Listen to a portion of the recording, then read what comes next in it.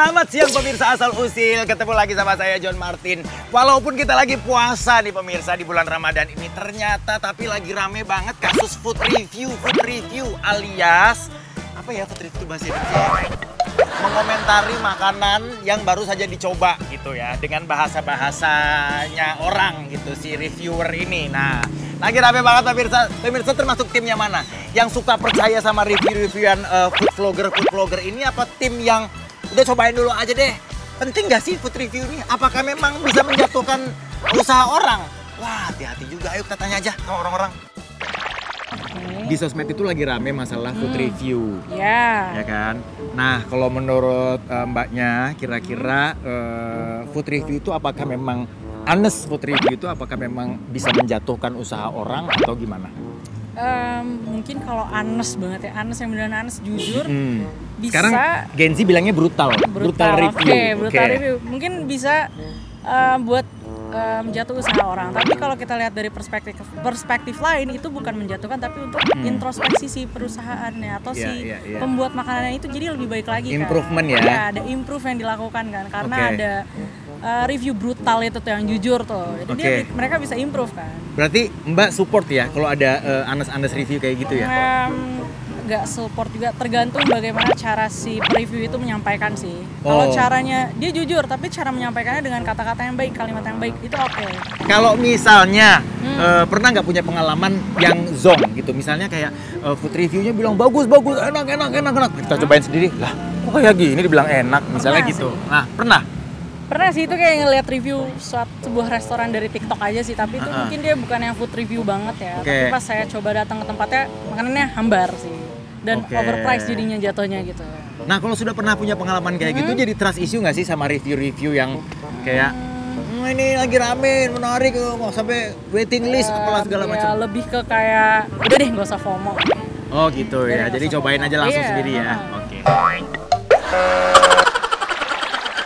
Oke, kalian kan pasti main sosmed ya? Iya. Nah, sekarang kan lagi rame nih masalah food review dan lain sebagainya. Menurut kalian, food review itu penting apa enggak? Sebenarnya lumayan penting sih, kayak rating suatu tempat tuh menjamin kualitasnya gitu. Oke, kalau menurut kamu? Iya, mungkin lumayan penting ya, karena itu juga bisa kayak meningkatkan kalau misalnya ada orang jual gitu, jadi bisa lebih orang-orang tuh tahu gitu rasa di situ gimana. Buat promosi juga ya. Iya, betul. Kalau kalian biasanya kalau mau datang ke satu tempat yang belum pernah datangin atau makan makanan yang belum pernah dicoba, lihat reviewnya dulu nggak sebelum itu?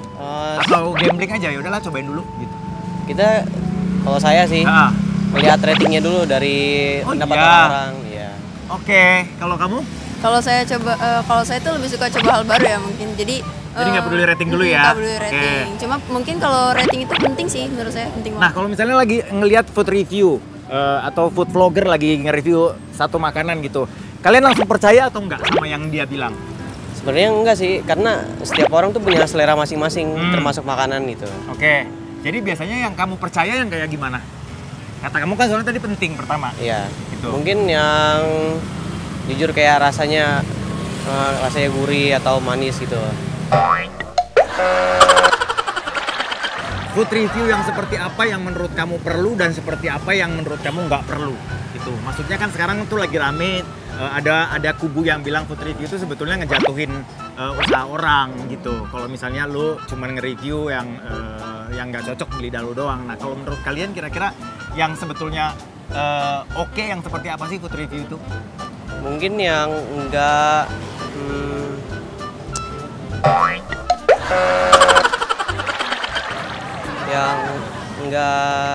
nggak apa nih? Nggak masalah. Iya, kalau untuk food review kayak orang-orang kan bilangnya menjatuhkan dan lain-lain gitu. Cuma menurut saya food review yang bagus itu justru yang benar-benar merealisasikan dan mengutarakan rasa itu tuh gimana gitu. Walaupun mungkin nggak enak, sebagai penjual kita harus terima apa kritik dari orang-orang gitu.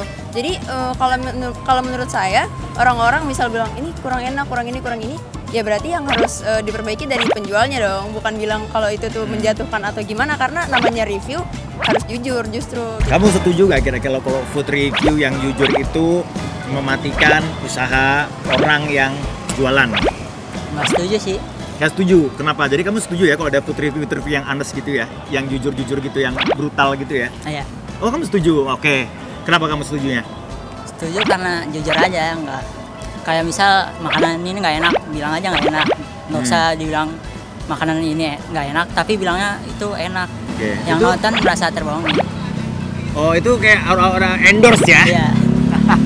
Tapi berarti kalau misalnya ada orang yang bilang ini nggak enak, kamu akan langsung percaya, oh itu benar nggak enak walaupun kamu belum coba gitu? Nggak langsung percaya juga sih. Oke, jadi pernah nggak kamu misalnya ngalamin yang dibilang food reviewer nggak enak, ternyata kamu cobain sendiri ternyata itu enak gitu? Pernah. Pernah juga? Iya.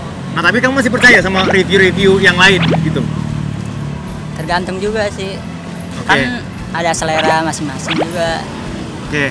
Nah menurut kamu food review yang seperti apa yang oke di mata kamu gitu? Bawaannya santai tapi jujur. Oh tetap harus jujur ya, Iya. kalau nggak enak bilang nggak enak. Menurut kalian sebenarnya si food review ini kalau kalian punya usaha makanan nggak? Enggak. Berarti kalian adalah customer aja ya? Mama aku ada. Oh mama kamu ada? Iya. Oke nice. Kalau gitu menurut kalian food review itu penting atau enggak? Menurut aku sih penting sebenarnya. Cuman karena akhir-akhir ini juga ada kayak orang yang nge-review tapi sebari kayak apa ya? Kayak mungkin review yang kayak nggak penting itu dan kayak mempermasalahkan, Jelekin maksudnya. ya mempermasalahkan hal-hal yang kayak apa sih kayak nggak perlu dipermasalahin gitulah. Itu menurut aku jadi itu sih. Kalau Kurang menurut aja, kamu sebetulnya honest review itu kan mereka kan covernya adalah honest review. Honest review itu sebetulnya menurut kamu merugikan atau menguntungkan? Kalau merugikan siapa, menguntungkan ke siapa? Menurut aku kalau honest review ada menguntungkannya, ada merugikannya. Mungkin kalau bisa menguntungkan juga kalau honest reviewnya itu dalam pembahasan yang positif, kayak penyampaiannya positif. Oke. Tapi kalau mungkin agak kasar gitu, sebenarnya bisa nyakitin penjualnya juga. Oh, jadi kalau misalnya memang ada yang salah dalam makanannya gitu, gimana sebaiknya kita mereviewnya kalau menurut kalian? Menurut aku dengan Misalnya nggak cocok nih di lidah kamu, misal kan karena kan rasa itu kan subjektif ya. Misalnya nggak cocok sama lidah kamu, kamu akan bilang seperti apa? Ya ini nggak enak guys, apa gimana? mungkin aku dalam tata bahasanya jadi lebih diperhalus gitu untuk Oke. penyampaiannya, ya. Kalau lu gimana? Kalau gue sendiri sih mungkin bakal kayak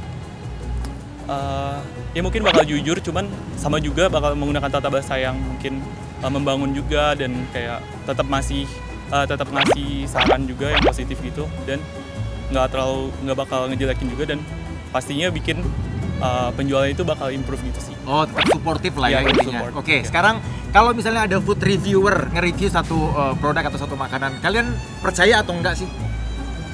How to respond biasanya? Sebenarnya gue percaya nggak percaya sih ya. Soalnya tergantung Percayanya food if reviewnya apa, ada. kalau nggak percayanya karena apa? Gue kalau percayanya itu mungkin kalau dia nge-review cuman dia jujur kalau misal nggak enak, tapi dia juga kayak masih ya ada saran membangunnya gitu lah buat. Oke, itu kalau lo yang percaya. Kalau lo Iya. kalau misalnya ini nggak dipercaya sama sekali, yang kayak gimana menurut lo?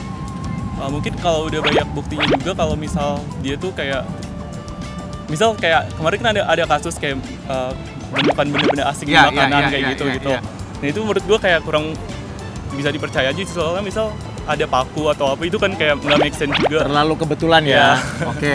Kalau lu kira-kira akan langsung percaya nggak kalau ngelihat satu food review dari vlogger or anyone gitu? Nggak bisa langsung percaya juga sih, karena mungkin kayak kita juga harus cobain ya. Tapi Oke. kalau kita lihat kayak oh ini bisa gue percaya kalau dia reviewnya bagus, mungkin kayak ada kritiknya tapi kritik yang membangun gitu. Dan kalau yang nggak percaya, kalau apa tadi maaf? Lu nggak percaya dengan food review itu bila mana apa gitu? Kalau yang berlebihan. Karena apa? Kalau yang reviewnya terlalu berlebihan gitu. Oke. Kalau enaknya kebangetan, nggak enak kebangetan gitu ya. Pak, Bapak ini jualan apa nih? Ini jualan takjil. Jualan takjil sama ini ya, apa ini ayam bakso, mie ayam bakso. Ayamnya libur sementara, Bang. Oh, Nanti libur. Iya. Pak, sekarang kan lagi musim nih, orang-orang makan, tiba-tiba dia nge-review, masukin di sosmednya, ngomentarin makanannya. Nah, kalau menurut Bapak, itu penting apa enggak tuh kalau misalnya ada pembeli-pembeli yang tiba-tiba review dimasukin di Instagram kayak di TikTok kayak di mana kayak gitu. penting. Penting. Iya, karena emang zamannya kali ya. Kalau dulu kan kagak ada gitu-gitu. Nah, masalahnya reviewnya tuh kan kadang-kadang ada yang baik, ada juga yang kurang baik. Kayak misalnya, ini kuahnya nggak enak guys, ini baksonya keras, ini mie-nya kurang lembut, apa gitu, segala macam. gitu. Ada banyak yang gitu, Pak. Iya. Akhirnya malah dagangan orang sepi. Jadi menurut gitu. Bapak kalau kayak gini gimana? Enggak sih, kayaknya sih jarang ya. Mungkin ada beberapa yang seperti itu. Ya, tapi kayaknya pasti biasanya komennya baik karena mungkin ada niat untuk bantu seperti itu biasanya. Oh, jadi sejauh ini food review itu menguntungkan lah ya buat pedagang-pedagang ya. Iya. Nah, tapi kenyataannya ada yang memang sampai sepi loh, Pak. Gara-gara di review kurang enak gitu. Tempatnya benar-benar sepi bahkan tutup gitu. Ada yang tutup. Nah, kalau kayak gitu menurut Bapak gimana? Janganlah, maksudnya kalau memang niat mau bikin konten, jadi harus ada etiket untuk membantu seperti itu. Kalau itu kan ya walaupun mungkin jujur emang begitu adanya ya.